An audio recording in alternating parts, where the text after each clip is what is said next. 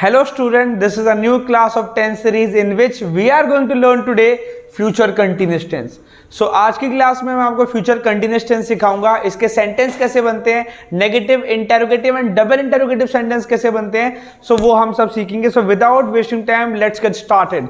जब भी हम फ्यूचर कंटिन्यूअस टेंस की बात करते हैं तो हमारे दिमाग में एक वर्ड आता होगा, दैट इज कंटिन्यूअस. कंटिन्यूअस का मतलब वो ऐसी चीज जो चल रही है, which is in process, which is going on, which is taking place.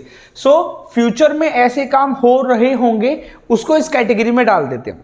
ऐसे काम जो आप फ्यूचर में कर रहे होंगे, it doesn't talk about past, it even doesn't talk about present, it totally talks about future. So ऐसे काम that you will be doing, that people will be doing in the future will be falling down in this category. Alright, सबसे पहले हम इसकी identification की बात करते हैं. इसकी हिंदी में दो आइडेंटिफिकेशन है that you will have to go through. वो है रहा होगा, रही होगी, रहे होंगे एंड रहा होगा. ये हिंदी में आइडेंटिफिकेशन है. ऐसे सेंटेंस जिनकी एंडिंग इनसे हो रही है तो हम सेंटेंस को पहचान सकते हैं, सेंटेंस को आइडेंटिफाई, रिकॉग्नाइज कर सकते हैं. ऐसे सेंटेंस को कौन सी कैटेगरी में डालेंगे? Future continuous tense. Alright guys, अगर आपको इससे भी समझ नहीं आता तो मैंने यहाँ पर एक स्टेटमेंट लिखी हुई है, ऐसे काम जो आप कर रहे होंगे. इट मीन्स ऐसे काम जो आप कर रहे होंगे फ्यूचर में. मैं आ रहा हूँगा, वो जा रही होगी, हम मिल रहे होंगे, मैं क्लास ले रहा हूँगा, मैं वीडियो बना रहा हूँगा, मैं वीडियो को पोस्ट कर रहा हूँगा, मैं आपको कुछ समझा रहा हूँगा. सो ऐसे काम जो फ्यूचर में हो रहे होंगे, इस कैटेगरी को, इस सेंटेंस की कैटेगरी को हम क्या बोलते हैं? Future continuation. तो सबसे पहले हम सीखते हैं इसकी हेल्पिंग ऑफ क्या है. इसकी हेल्पिंग ऑफ है विल बी.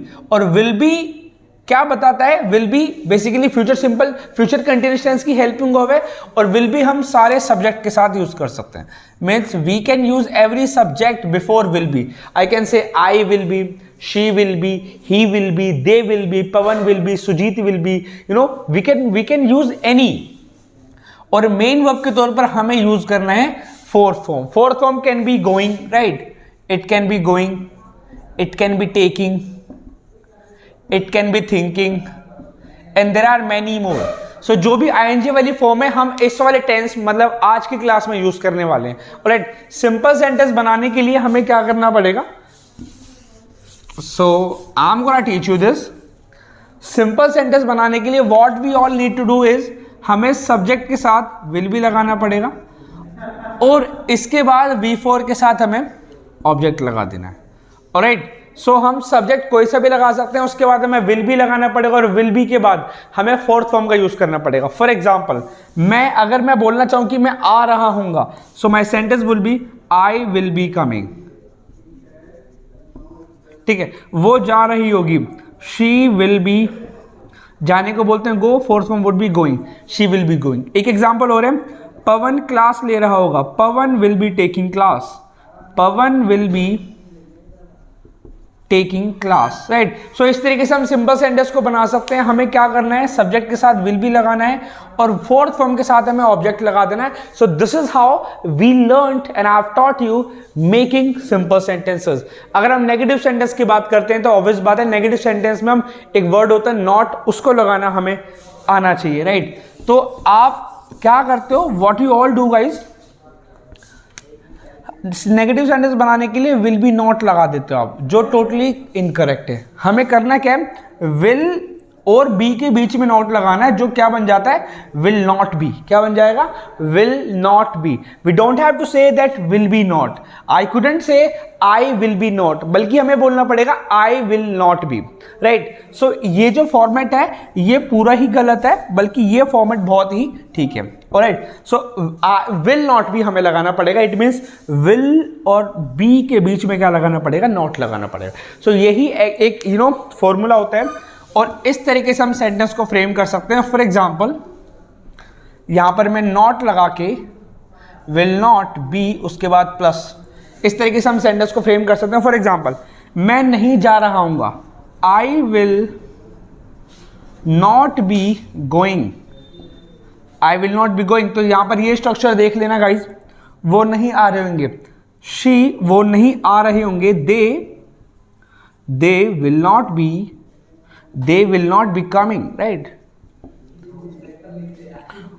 वो नहीं खेल रहे होंगे। If this is my sentence so I can say they will not be playing, they will not be playing. Alright, so इस तरीके से हम नेगेटिव सेंटेंस भी बना सकते हैं। Again I am making you repeat that negative sentence बनाने के लिए विल नॉट बी का फॉर्मूला लगाना पड़ेगा। So this is how we can make negative sentence.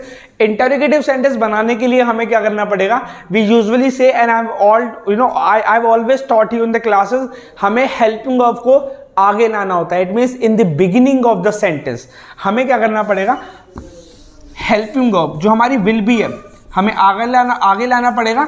लेकिन सिर्फ विल बी को आगे नहीं लाएंगे, हम सिर्फ किसको आगे लाएंगे, विल को आगे लाएंगे। सो विल, देन उसके बाद सब्जेक्ट, देन उसके बाद बी, देन उसके बाद फोर्थ फॉर्म जो मेन वर्ब की तरह काम करती है, उसके बाद ऑब्जेक्ट, और लास्ट में इंटरोगेटिव मार्क तो होना ही चाहिए। ऑलराइट, इस तरीके से हम सेंटेंस को फ्रेम कर सकते हैं। इस स्ट्रक्चर की मदद से we can make simple interrogative sentence, जैसे कि क्या तुम आ रहे होगे, क्या वो जा रही होगी, क्या मैं आपको पढ़ा रहा हूँगा, क्या वो उनसे बात कर रहे होंगे, क्या वो मेरी ऑनलाइन क्लास ले रहे होंगे, क्या पवन घर से निकल रहा होगा। सो ऐसे सेंटेंस जो क्वेश्चन देते हैं जिनका आंसर यस या नो में दे सकते हो, इस तरीके के हम लगा सकते हैं। ऑलराइट, अगर मैंने बोलना हो कि क्या पवन क्लास ले रहा होगा, सो विल सब्जेक्ट हो गया Pavan, will Pavan be taking classes, अगर बहुत सारी क्लासेस पवन ले रहा है तो ठीक है। क्या वो आ रहे होंगे, will they be coming. So this is how we can make interrogative sentences, right. इसकी मदद से we can simply make interrogative sentences as well. Alright, जब हम डबल इंटरोगेटिव सेंटेंस की बात करते हैं जिसमें हम WH फैमिली का यूज करते हैं, for example how which means कैसे, व्हेन विच मीन्स कब, राइट, और व्हाई विच मीन्स क्यों, हु विच मीन्स कौन। सो इसका भी हम इस्तेमाल I am going to tell you, हमें उसके लिए ज़्यादा एफर्ट्स नहीं लगाने होते, हमें इसी वाले स्ट्रक्चर का यूज़ करना होता है। और इससे पहले हम क्या लगा सकते हैं, WH फैमिली लगा सकते हैं। सो इस तरीके से हम ऐसे सेंटेंस भी बना सकते हैं जिसमें हमें WH फैमिली का यूज़ करना होता है, जिसके आंसर को हमें ब्रॉडली एक्सप्लेन या फिर डिस्क्राइब करना होता है, राइट। एग्जाम्पल मैं आपके सामने रखना चाहूँगा। फॉर एग्जाम्पल, वो क्या कर रहे होंगे। सो this is one of the example जिसकी मदद से आप बना सकते हो, राइट। सो इसके लिए हमें WH फैमिली का यूज करना पड़ेगा, जो बन जाएगा what will they B. What will they B करने को बोलते हैं डू, और fourth form would be doing. What will they be doing? What will they be doing? Right? So what will they be doing? It means आप वो क्या कर रहे होंगे। Second example I would like to keep in front of you, जो होगा वो क्यों जा रहे होंगे, right. So this is the example and my sentence would be why, क्योंकि वाई रिप्लेस कर रहा है क्यों को। Why will they be going. My sentence would be why will they be going. So this is how we can make all type of sentences of future continuous tense. Let me tell you my personal experience, अगर आप इस tense की 100 to 200 sentence बनाते हैं, that would be sufficient, that would be enough, that would be adequate to you. ज़्यादा इनकी practice करनी है क्योंकि ये कंपैरेटिवली बहुत कम यूज होता है, फिर भी मैंने आपको बता दिया। I hope you love the video. और आज की क्लास में मैंने आपको future continuous tense, simple sentence कैसे बनाते हैं, नेगेटिव कैसे बनाते हैं, इंटरोगेटिव एंड डबल इंटरोगेटिव कैसे बनाते हैं, वो सब एक्सप्लेन कर दिया है। आपको इसकी थोड़ी बहुत प्रैक्टिस करनी है, and with this I hope you all the best. और आप इसकी प्रैक्टिस करके you can also improve your spoken English. Wish you all the best. We are gonna meet in the next class. Thank you so much.